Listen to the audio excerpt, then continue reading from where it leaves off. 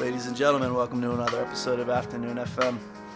Today I have Jordan Freed, aka Jordan Fried, because smoking on some medical cannabis today. about to embark on a little story about his life, his career, his acting, his comedy, podcasting, bunch of shit. We're about to go let you in a little bit on this man's life. Jordan, thank you for showing up. Thank you so much for having me, man. It's very cool to be here. I'm a big fan of like the prototype space and just everything that goes along with it, and just I like any people who are involved in some weird shit. Yeah, it's definitely some weird shit, but it's some beautiful shit. Still some weird shit. But so you've been to a couple of the open mics? I've popped up to some of the comedy open mics you guys have had here. I did some improv jams here for a couple weeks a while back. Yeah. You did Mondays with Mav? Or No. We did some like Sunday morning improv jams for a little bit, but it was just hard to get some of our improvisers here because they're kind of more up in Rockland County, New York, in the Hudson Valley. Yeah.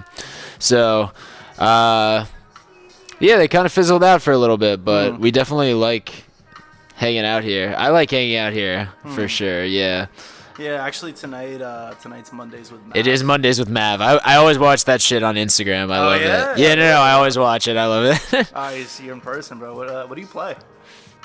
I do musical improv, like, and do vocals, but I don't really play instruments. Yeah, like I'm definitely like, if somebody was like, speak to a piano, I could like do like speaking to a piano. If they were like, hey, like try to communicate with the piano, and it's like, okay, I think I can make some chords come together, but like that's the extent of like my piano. Like I could probably find middle C, but I can't find anything else. Yeah. Sometimes you have to find the middle C in your life, bro. Yeah, no, I was not gifted with musicality.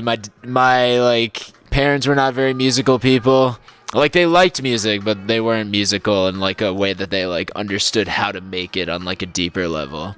And I think I'm just, like, opening up the oyster that is the musical world when I do, like, musical improv with my troupe, Duly Noted. It's weird that you mentioned like, oyster, because it really does end up being like that, man. I didn't make music for, like, 10 years before I came back to this place. Yeah. It's, I started, like, my whole, like, not journey, but like I started as like a graffiti writer, and then I started to like learn how to like make beats and shit because I was just listening to music while I was drawing, and then I like got really into the thing of it. And then I was producing for a while. I produced for like a couple people, and fucking I don't know. Afterward, I just kind of got into film, and film just took like the full force of like my life. And now I came back here, man. Like, you know, I play piano, you know, once in a while and, like, you know, enjoy it. But, like, coming here and, like, playing in a band, man, is, like, fucking, like, second to none, bro. It's just, and especially coming up with shit on the fly, that's, like, my favorite part of it. Oh, yeah, for sure. I think the one thing about film that I love about it is that it is, like, it's, like, the encompassing of, like, all mediums. Like, it's just, like, oh, this is, like, telling a story in the written word. Yeah. There's, like, music. There's also, like, visual photography. Yeah. There's just so much going on. There's also computer technology and, like, compositions being created that don't even exist in the real world, that it's like, whoa, how did this even come to be about? Like, how did somebody think of this in their head and then they made it through computerized graphics and shit like that? And you could really make a lot out of it. And I think like music is cool because it's live and it's happening, and like I think it will never die, like going to see a live band. Like people will always love that. Like I love going to see jazz and shit like that. Like that makes me feel young again. I'm just like, hell yeah. Like this is the fountain of youth. Jazz makes me feel young again. No, but that's like the fountain of youth is like seeing live music, I think. Or like seeing a rock band who like really like goes off on a solo or something, and it's just like, yeah, we're fucking here. We're all people who like respect music, and we're gonna listen to this musical riff, and like we're gonna go on this. Like that's why I think there's really like a Grateful Dead moment happening. Like Jonah Hill is like playing Jerry Garcia in a biopic coming up soon. Yeah, and like Dead and Company is like making mad money touring, doing that. Like Fish is doing like tons of concerts and shit, and it's like people like the jam bands because it's like kind of jazzy. It kind of just like lasts a long time. You're just like listening to it. It's kind of sophisticated to like just jam for a long time, and it's like that's like outdoor jazz. It's like jam bands. Yeah, it's like we're gonna play at Red Rocks. Yeah. Fucking yeah, that's the crazy shit about film, man. Too is like it's like the mix between like that whole preconceived notion and still having the ability to like improvise, and like that's the shit that really is like sometimes like the shit that's coming up on the fly between like actors just creating and fucking like that's I feel like improv. It's not it's shit like I like Scorsese's way of doing it, man. Scorsese has a way where it's like you bring a script and you have very, very like clear goals and objectives for the scene, but at the end of the day, like if a line is different or like, you know what I mean, as long as the objective is completed, that's like where it is, and that's where you get like moments like fucking How Am I Funny and like Goodfellas and shit like that, man. You know. Oh yeah, well that's why the actors who get paid the big bucks is because they can make iconic moments. Like you have to think about that. Like why are people gonna watch you? Yeah. And it's like you have to do some crazy shit when people are watching, and like when it's your time. Like obviously, like there are supporting roles, but there are also like moments where it's like you have to show people why they hired you, and it's like you have to show people why you are the person who plays this role. Yeah. You know, and every great actor has that, and it's like sometimes it comes out in auditions, sometimes they're just a name. And they just do it every time, you know, and they have a name because they do it every time. Yeah. That's crazy, man. It's like a magic trick being able to like turn it on and be like, oh yeah, now this is going to be like deep. This is going to be a second level of like acting that like people don't even understand. Like they're saying the lines and then there's like tapping into like the God molecule or whatever, you know. Yeah, man.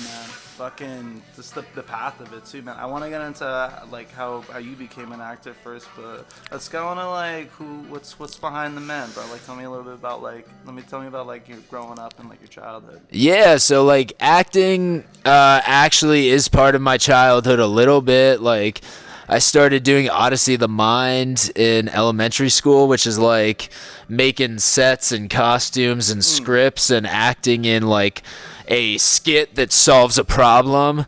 And like I did that second grade and then fourth and fifth grade. So second grade was non-competitive, fourth and fifth grade was competitive, but we weren't good. We were okay. Like we were just kids. And then sixth grade and seventh grade went to state, which was like the next level of the competition. This is theater, like state theater? It's like doing like a competition based around like creating like a skit around a problem. Really? Yeah, and the problem is like you have to make like a dinosaur skit, or you have to make a skit that talks about farming or something. Like it would just be like weird parameters, and you would just make sets for it, and you would change the sets around for different scenes, and you only had 8 minutes. So like it was like a stopwatch, like finish in this time. So I did that shit from second grade on and off until I went to high school. Jesus. So like I definitely was introduced to the idea that like you can make your own plays, you can make your own skits, because like you weren't supposed to have parents help you and shit. And like obviously other teams had parents help them, because you were like, how is it possible that kids can make like this ridiculous set out of balsa wood and like on the budget that we have? Like how is this possible? Like you're like, their parents definitely made this, you know? But that's a good lesson for real life, is there's always somebody with more money, and you're like, how did they make it? And it's like, they just did. And it's like, you figure it out, you know? But that's when I started acting. In high school, I also did the musicals from 10th grade to 12th grade. I like to think that I'm like the opposite of Zac Efron, kind of. Like I quit football because I was bad at football and just did the musicals. Okay. Yeah. And what musicals and shit? So the first musical I did was The Wedding Singer, which is like a great musical for somebody who like has no musical experience and is like, I like rock music, you know, like it's based off of the Adam Sandler movie. And then like after that, I was like, this is a great experience. I'm gonna not play football in the fall, and I'm gonna do the fall play, which is not a musical. I was like, I want to just do regular acting, and then they cut it out of the budget. They were like, no more regular acting plays. They're just like, the spring musical is the only thing that makes us the money. So then they were like, at that meeting, they were like, all right, and our spring musical is Cats. And I was like, damn, I just quit football. And like now the musical is Cats, which is like a very polarizing musical. Did you get shit from the team? No, I was ass at football. I was a short Jew. Like my brother was actually good at football, but like I was very bad at football. Like he's like 6 feet. I was like the same size I am now. Could have get Jerry Rice from the Run for His Money, but yeah, man. So you're in Cats. So what was it like? So how do you get like? How do you like? Well, how during this time, like what kind of like shit are they like teaching you? Like, are they giving you like what kind of like exercises do you remember like taking, like say like in the early days of theater? Oh yeah, no, this is funny. So I took my first ever like chorus class that I chose to take sophomore year, and that led up to auditioning for the musical because my chorus teacher, Mr. Clark, was like, oh, you should audition, like you're a dude, like they need dudes, like do it. It's like The Wedding Singer. And I was like very nervous about it. I'm a very bad singer. I'm very tone deaf. Like it's taken me a long time to get a good ear. Like I do musical improv now, but it's like after years and years and years of like trying to listen and like get better and expose myself to music. But yeah, I just like I feel like it was just very simple exercises, and I feel like I was always around very good men. Like there were very talented singers, like the people who I was with, like we did Les Mis my senior year because there were so many good men in my age group. There's a lot of men roles in Les Mis, and normally it's just like women in like the musicals in high school because like the men, I think it takes a while for them to mature sometimes. But yeah, I think I just kind of stayed to the background and it was very just basic scales and stuff like that. And then like just singing the chorus parts, and I was mostly chorus parts. Like I had a solo my first year, which was pretty ridiculous.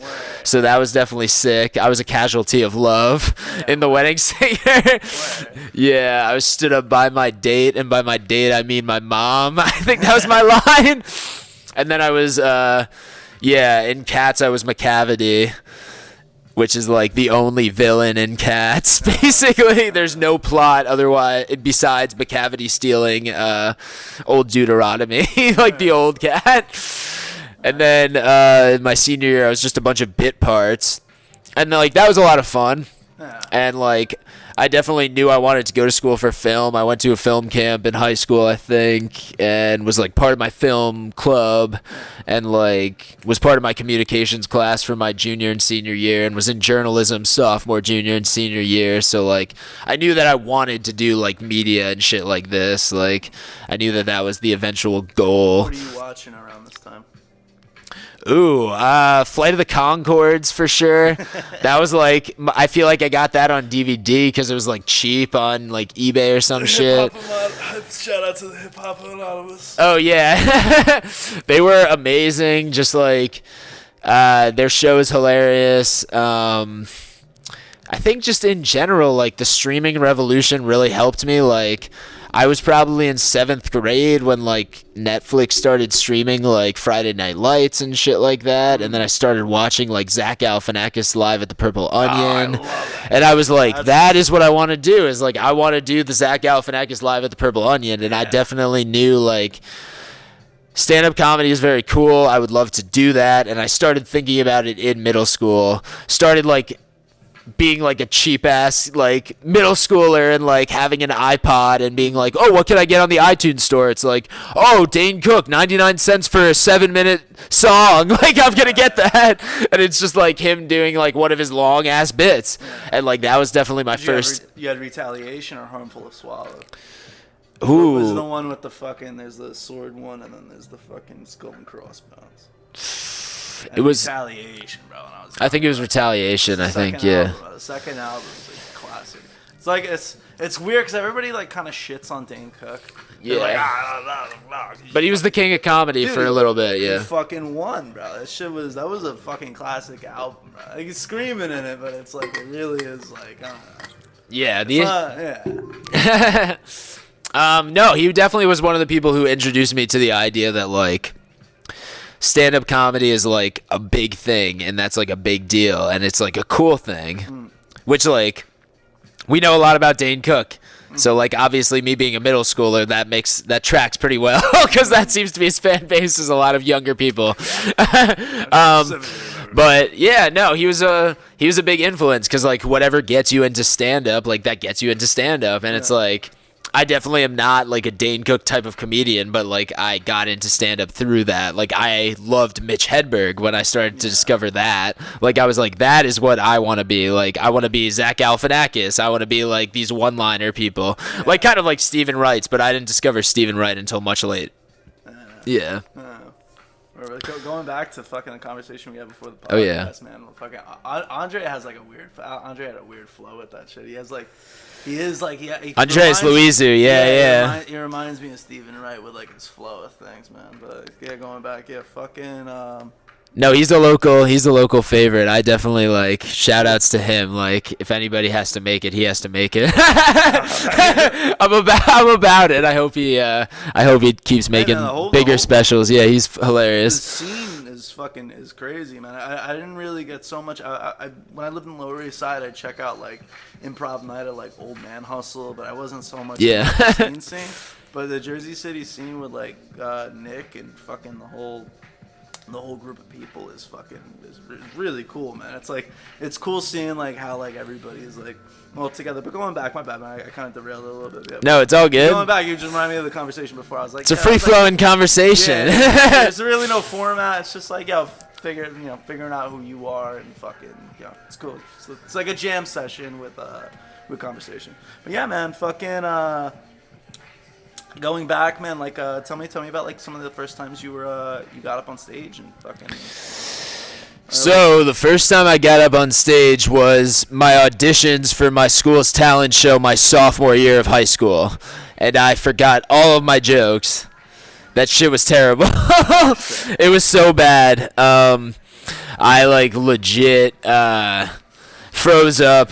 Had a terrible audition, and the worst part was like me and this other dude, we were trying to have like a comedy competition. Like we were like, oh, we'll go head to head during the talent show, and we both didn't make the talent show because we were both so bad at that point. Did you have anything written? Like what was I did have some stuff written, but like I just did not use it. Like I was just like, oh, it'll just come to you, you'll just do it, but like after years and years and years of doing stand-up now, I'm just like, yeah, you can just do it if you put in the work. Like, you have to know yourself and, like, speak the language, Like, I speak Jordan Freed comedy now. Like, I know how I would tell the joke. Even if I don't remember the joke, I know how I would tell a joke with a premise, And it's just, like, the way that I would tell a joke is very different than 95% of comedians. Like, maybe there's a bunch of stoner comedians who would tell a joke similarly, or somebody else who tells a Jewish joke the same way I would, or there's somebody who tells a bisexual joke the same way I would, but, like,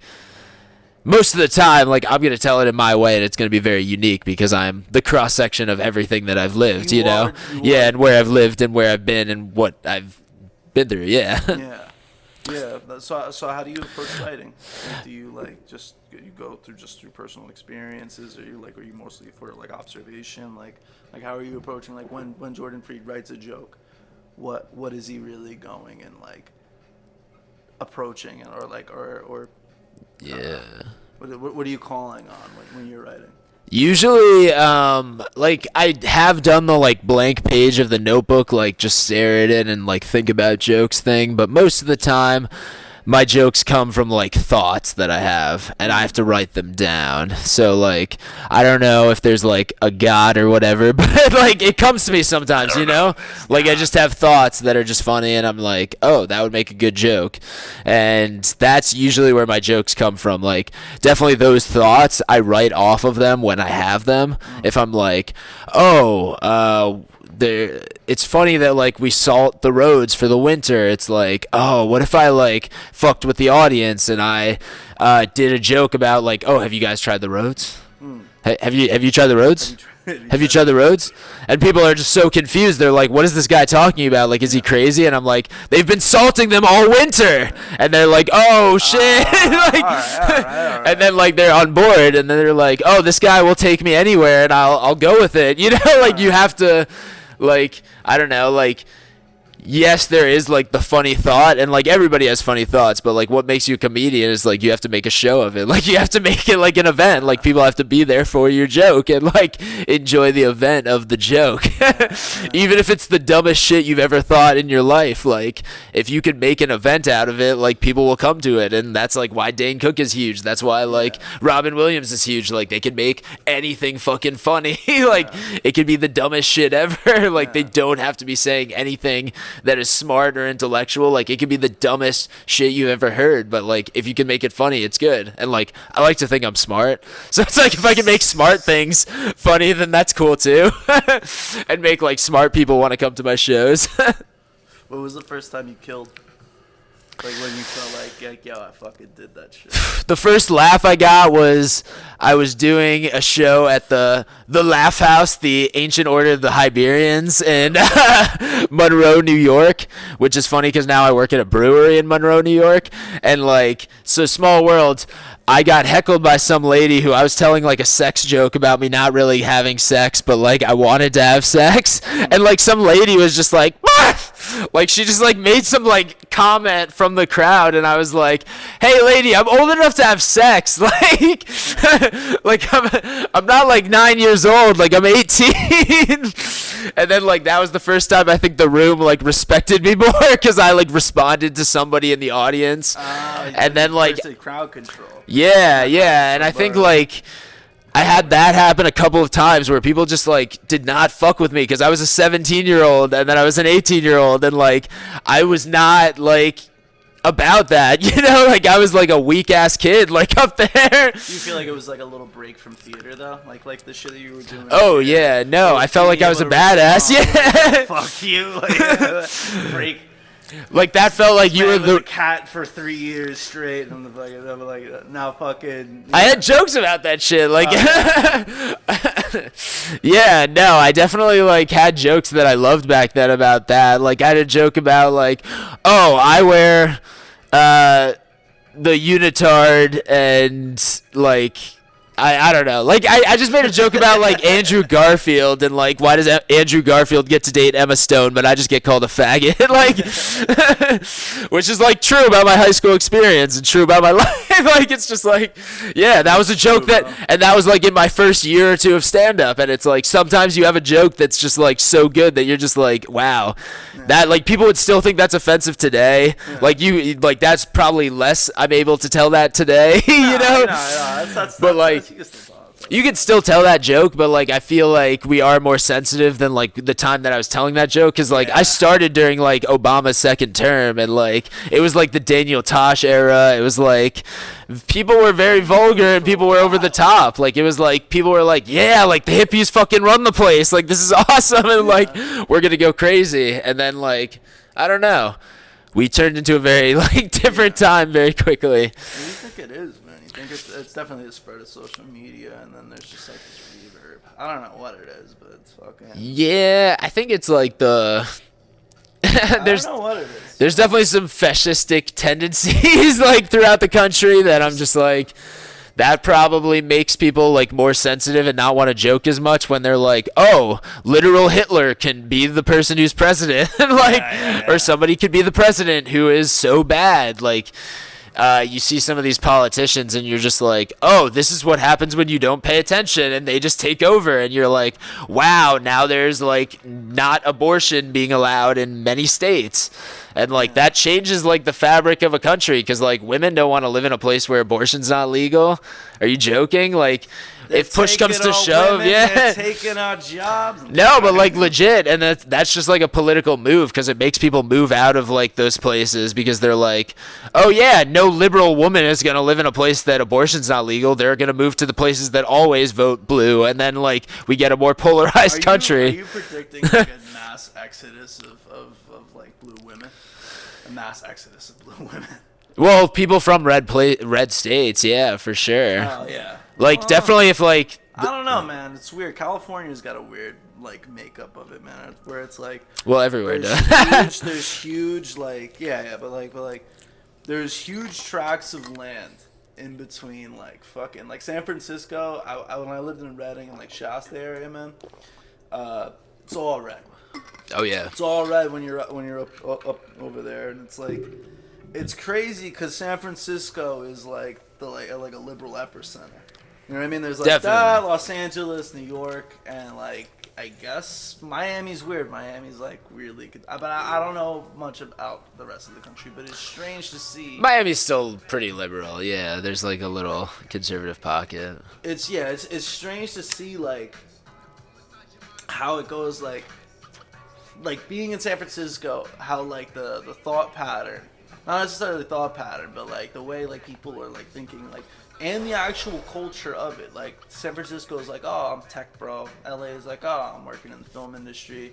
When you go, like, 3 hours north, man, it's like people are, like, surviving off of generators in the woods. It's like it's like a departure from it. But yeah, because it's libertarian republicanism up there. Like, I feel like the one thing you gotta fucking, like, always watch out for, man, is echo chamber.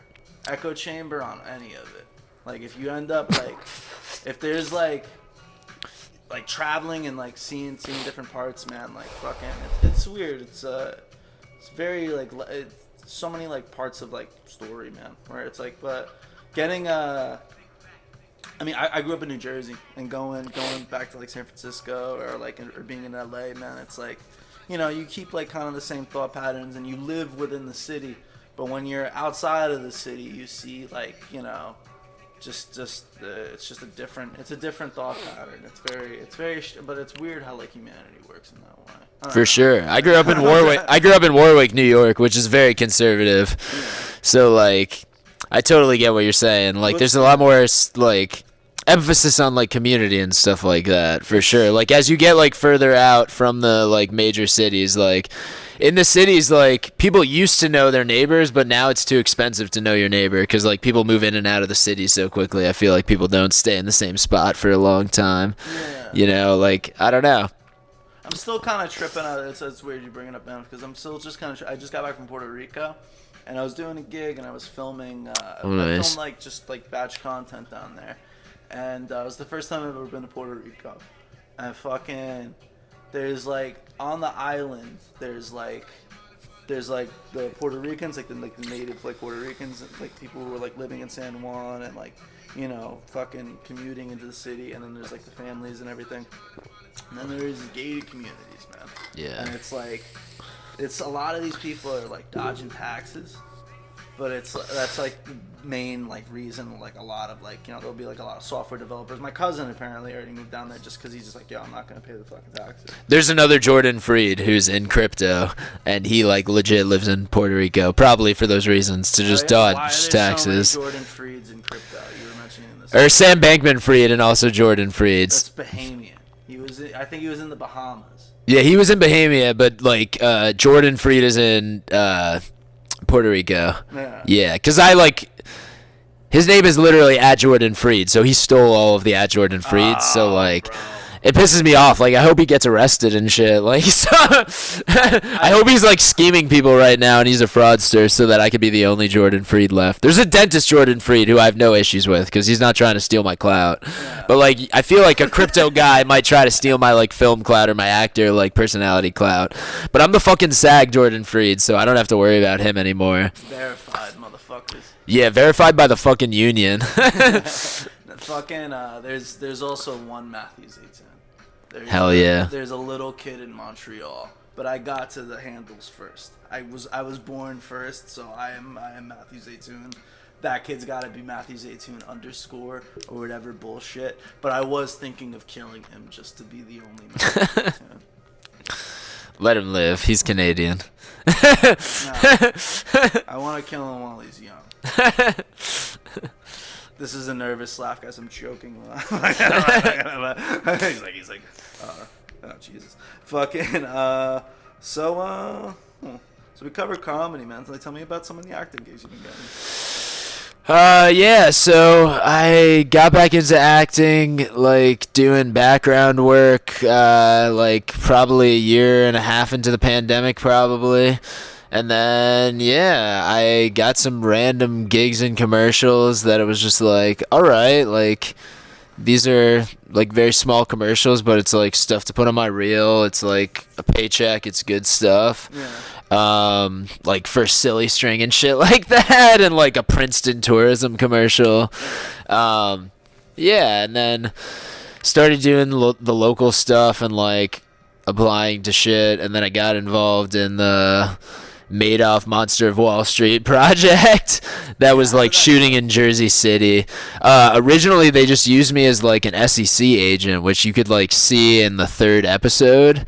But I guess I was in the casting agent's like system, and they were like, oh, you kind of look like the young Peter Madoff as well. So like I'm in the 1st episode credited as the young Peter Madoff, and like I teach Bernie Madoff about computers like when we're young. Oh, yeah, right. Yeah, and it's like recreation stuff is very cool. Like I've been on a lot of On the Case with Paul Azan, which is like a crime recreation show. So I play a lot of like stranglers or like stabbers, like very like violent people. How do you approach that role like every day? Like say like, you know, like the versatility in those characters. Like think of, oh, technically fucking young Peter Madoff was a strangler, but like how do you like go like what do you when you're going in and you're on set and you're in your mode and you're about to enter the character, right? Like you get the script and you're like, yeah, bro, I could be a strangler. Fucking, you know. I think it's because you have like that's just shit with improv, man. Is the yes and is that I feel like you approach shit like very positively, but how are you going in and you're going in and you're assuming the role of this person? Like what goes through your mind? If I'm doing something that's like so far from what I am, like a strangler, like a murderer or something like that, that is definitely like no, but you. No, but like that's like a very technical job then, you know, like you're doing like very technical acting, like you're literally, it's just like close-ups of stuff. So like I'm not like with a smile on my face like I'm choking you, you know, like we're cool, like like you talk about boundaries with your fellow actors and shit like that if you're ever doing something physical, and most of the time like I'm not doing something physical in like these things. But yeah, it's just like knowing that it's just like it's a safe space to kind of like be yourself, and you're trying to be like as big as possible but as small as possible, because like film acting is so much smaller than theater acting, so like it's all about being subtle. Like I'm hopefully going to be in the next season of Marvelous Miss Maisel, and they had to keep framing me as like doing like a reaction shot for something, and it was like very subtle because the camera was very far away, and like I was behind one of the main actors, and they need me to react to this thing and take towels and stuff, and it's like that's stuff that like you just learn from being in film for a while and like doing shoots, and it's like I got lucky that they used me for that. Hopefully I'm actually on camera and they don't cut it, you know. It's like that's like when you start out being an actor, if your dad isn't like a major director or something like that, which is like funny because there's a major like Hollywood producer named Andrew Freed, and he's like not my dad, and my dad's name is Andrew Freed, but man has researched every Freed. Yeah, no, it's like funny because we're in the Google era, so like you have to see what comes up when like you Google stuff, because like I'm trying to sell tickets to comedy shows, I'm trying to sell tickets to things, or like get people as followers. This other Jordan Freed, bro, he fucking he keeps fucking up. I had that my original last name is Matthew Oliver. Like, okay. I actually changed it back to Zeitoun. Like it was my grandfather's last name. Oh well. But there's Matthew Olivers. Shitload of Matthew Olivers, bro. There's a photographer in London. There's this fucking, like, I don't know. But it's crazy, like, looking up, like, other people's shit, man, is, I don't know. It's crazy because we're all sharing this one fucking, like, this one, like, identity. Like, you know what I mean? This one reality, yeah. It's one like reality, and it's like, yo, yeah. It's like if two young people didn't think that name, like, you would be not the same name as someone else. Like, it's funny. You're not going middle name. You're not adding the middle name. I see the middle name pop up a lot. Not necessarily when somebody's like, nah, fuck this shit. I am this. I've been doing stand-up for 10 years, so, like, I feel like I just have to keep the name because, like, there are people who know who I am now because, like, I'll be at random bars and people will be like, oh, Jordan Freed, what's up? Oh, I saw you blah, blah, blah. I saw you in Middletown. I saw you in Nyack, like, just random places in New York.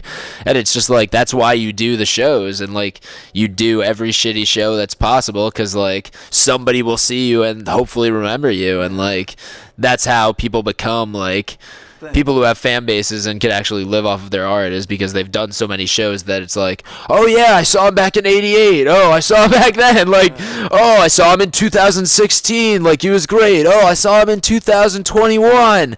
Oh, I've never seen him before, but people have seen him. You know, it's like crazy. That's how you build like an act. You know, that's what art is, man. Yeah. No, think about that, man. Like back in the day, what it is they're collecting you, man. At that point, not like as being an artist, bro. But you're not like, they're not collecting you as in like, yo, here's your painting. Like they're collecting like your performance. Like I saw the Stones back in the 60s, bro. Like this is but it's a personal experience. It's not like as fucking like hoardy as a fucking like not necessarily hoardy, but like fucking like, you know, like it's not, it's like, yo, I did this for me. And that's I feel that's how like people should collect art and shit. Yeah, and I think the test of a true artist is like there's like the first level of it that it's like, oh, I saw them once and they like impacted my life. Or no, I saw them once and they were good, you know? That was like a fun night, like it wasn't a bad night. You know, and that's like the baseline of like as an artist you hope that you're that, you know? You hope that they just don't have a bad night. And then like the step above that is like you hope that you like impact their life for like one night. But, like, if you could impact somebody, like, many nights and they, like, keep coming back and you have something new to say each time, or they could watch the same shit over and over again, like, playing the hits. But, I don't know. I try to keep it fresh, like, if I think, like, the same audience is going to be there, I try to do different jokes, you know? If I'm, like, at the same place week after week, like, I try to do different jokes if I go back to it. But, yeah, I think, like, the baseline, you just have to give people a good show, like, at the baseline, and then if they connect with it, that's a beautiful thing, and like that's what makes you great. And like if you do that many times, then like you're a legend. If you like do 8 sets and people connect with you 8 times seeing you, that's like you're the greatest of all time. Like how many comics have you seen 8 times, you know, and thought they were great all 8 times? Like that's so rare to see comics that many times. Like even the best ones, like they get to a point where you're like, oh, it's like $150 to see Chappelle. I've seen him once, maybe. You know, like it's just like you can't see it that often. But like if you're doing local shows, like you could get in front of people's faces like every day. You know, like after this, I'll probably go up to Boulevard in Elmwood Park and fucking do a set, and hopefully get there early and do like the 10-minute set or the 7-minute set. That's what I admire the most about comics, man. Like I feel like the art of comedy is crazy. You know what the thing is, bro? I've interviewed like skaters before, right? Yeah. And it's strange, like you know how like people like they go up and they get up and they need to perform. Yeah. Like I do photography. I have to do like a daily photo, or I have to do this, or I have to fucking like, you know, I have to create as a filmmaker like every single day. What I admire the most about comics, man, is like it's weird because there is that risk factor of fucking like bombing. Like, yeah. Say, like, yeah, like, go into this, but, like, yo, like, there's that risk factor of bombing, but you guys get up there every fucking night. You guys are, like boxers or, like, skaters in that sense, because, like, yo, sometimes you can fucking go, and you're jumping, and you fucking bail, and it's probably the worst fucking pain. And then, like, you're getting back up on the skateboard, and then there's, like, the moment where you're hitting the fucking trick, and it's, like, it's the best feeling in the world, bro. Like, Yeah. Yeah, like I think the pandemic was very tough for a lot of comedians because like if you were like sane and you were like, oh, there's a disease that like kills people if we're all in a crowded room, like you take a step back for a second, you know? Like you're like, I don't need to tell jokes today. So like it was very hard to do jokes for a very long time. Like obviously we got to a point where it's like people who go out, they're gonna risk it, you know? Like it's not like we don't know what it is, like we know what it is. You can get vaccinated or you could pretend it doesn't exist, and like the people who pretend it doesn't exist, like they're gonna keep going out into public spaces regardless, you know? And like the people who believe in it being a bad thing are going to get vaccinated, and hopefully the vaccines work. And it's just like now we're at a different scale, and it's like good to go back into comedy. And it's like I felt so nervous though getting back into comedy because I was not somebody going up during the pandemic times before the vaccines being like, fuck it, let's just do it. Like I did maybe one outdoor show every week, but that was it. Just my like outdoor show. Still even that. Yeah. Even that, bro. Like, so if you explain that to a normal person, not normal, regular person, you're like, yeah, I was just hitting a show like every week during the pandemic.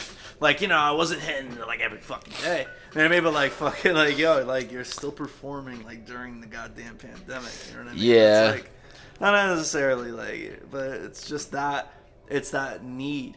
That like need and that intrinsic need is what like makes like the things, man. Well, yeah, I think it's like knowing what great stand-up comedy is and just like wanting to acquire it. Like my girlfriend doesn't love stand-up comedy in that way. Like she's hilarious. She does improv with me.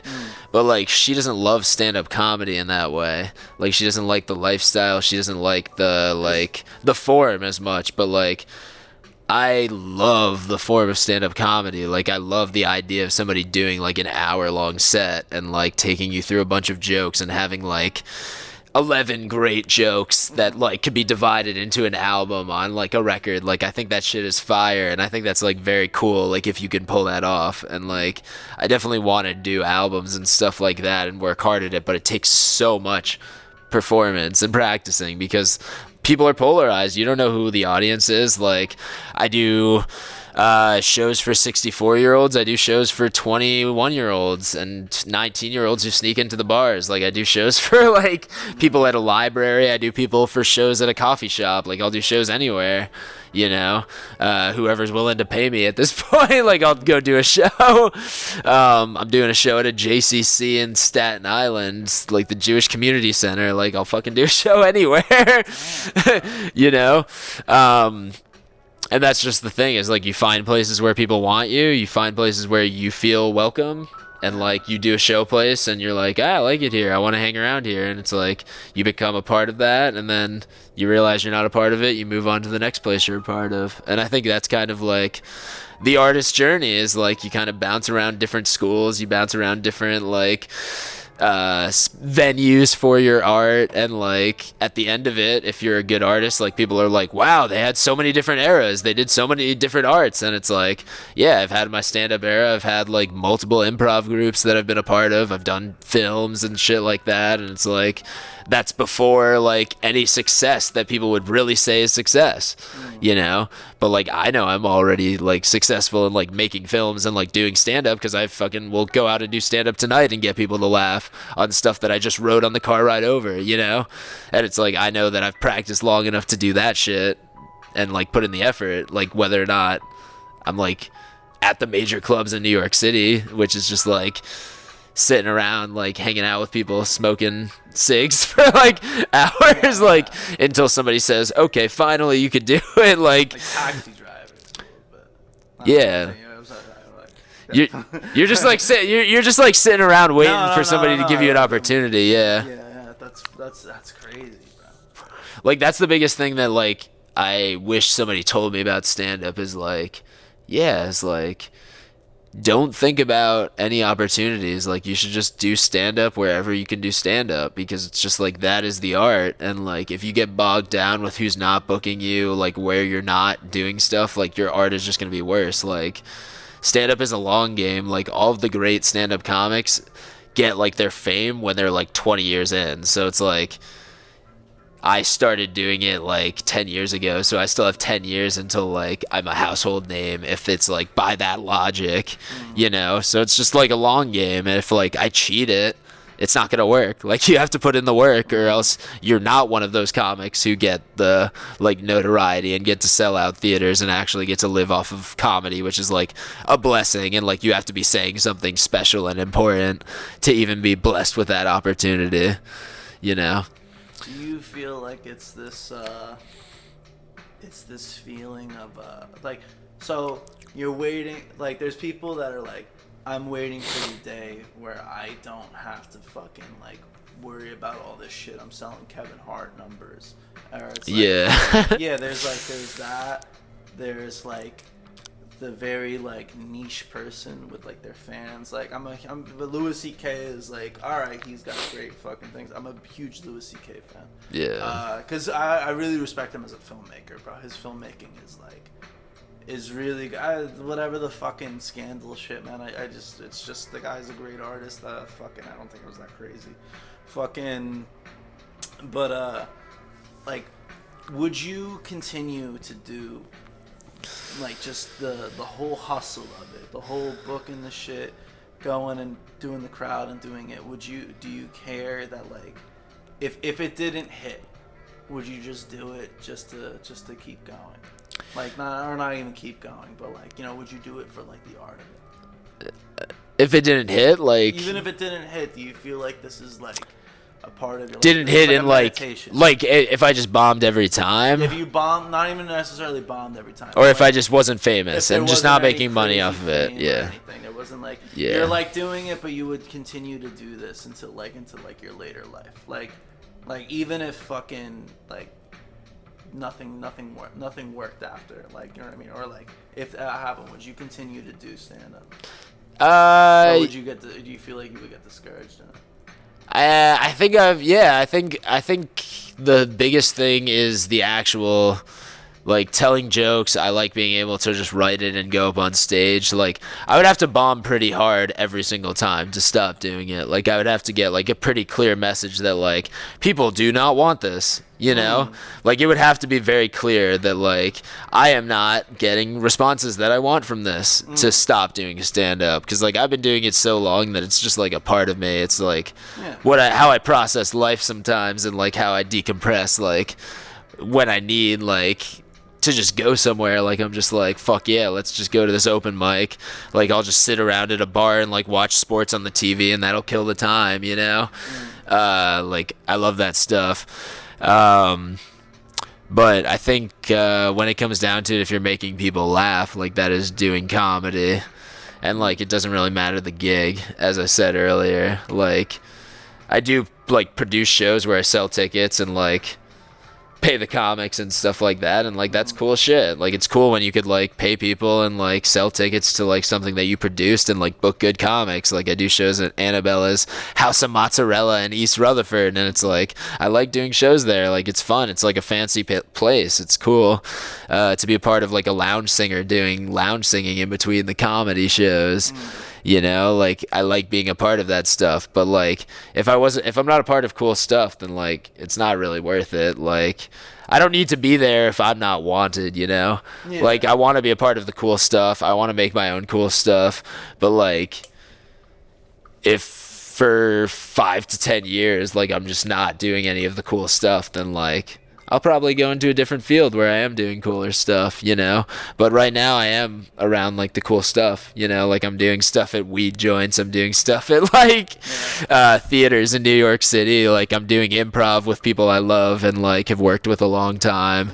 And it's, like, I'm doing stand-up at places with, like, captive audiences. Like, I was at Young Ethel's last Wednesday, and it was a great audience, and a lot of people from high school and a lot of people from Brooklyn, just rando people, even people my dad taught in high school. Like, he's a high school teacher and, like, taught kids, and it's, like, wild that, like, people are coming from all over to see the show, and, like, I have to put on a show now, and, like, it went well. And it's like, when a show goes well, when there's a lot of people, you know, you're like, fuck yeah, I did the thing. And it's like, it's tough because, like, I'm still young in the game, so, like, it's still, like, the first time people are seeing me, so it's still nerve-wracking for people to see you for the first time and be like, I have to give them a fucking good show or they're never gonna come back. They're gonna be like, this guy sucks ass if he does not deliver tonight. You love doing this. I love doing it, though. I love doing it. Yeah. Well, no, I love the craft. Yeah, I love the art. It's like I always talk to my friend Benji Faree, who's like a musician down in New Orleans, and like he's always like, "This is your Shakespeare. Like your comedy is your Shakespeare," and it's like it's my Shakespeare. Yeah, I'm just like always just working on the process of like doing this show, and it's just like I always will tour it. I'm always gonna like work on it with my baby. Like it's gonna just keep going, and it's always going to be the jokes that I think are relevant right now, and people usually react well to the stuff, you know. And like that's the thing is like I write probably, I don't know, I try to write like 3 to 5 new minutes each week if I can, and like be doing that stuff all week, you know. Like I'm doing booked shows where I'm getting paid for them, and I'm doing stuff that I wrote in the last 2 weeks, you know. So I'm trying to like keep it fresh. So I'm building an hour. I'm building like a reason for people to actually go to multiple shows, because like you can be Jerry Seinfeld and just do the same hour for like 25 years, but like people want to like see something new, you know. And also we're in like the TikTok and like Instagram era, and like people are always recording you without your permission and shit, and like you can't even test material anymore, man. Well, yeah, you just have to like know like from years of doing it, like, oh, I've done this type of stuff before and like it's gotten this reaction, like maybe I should try it, maybe I shouldn't try it.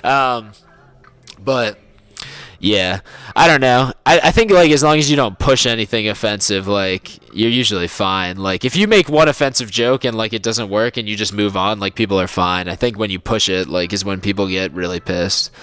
Is like when you're like, oh, you guys don't like this? Oh, now I'm gonna tell this like deeper and like more offensively. And it's like the crowd said they didn't want it.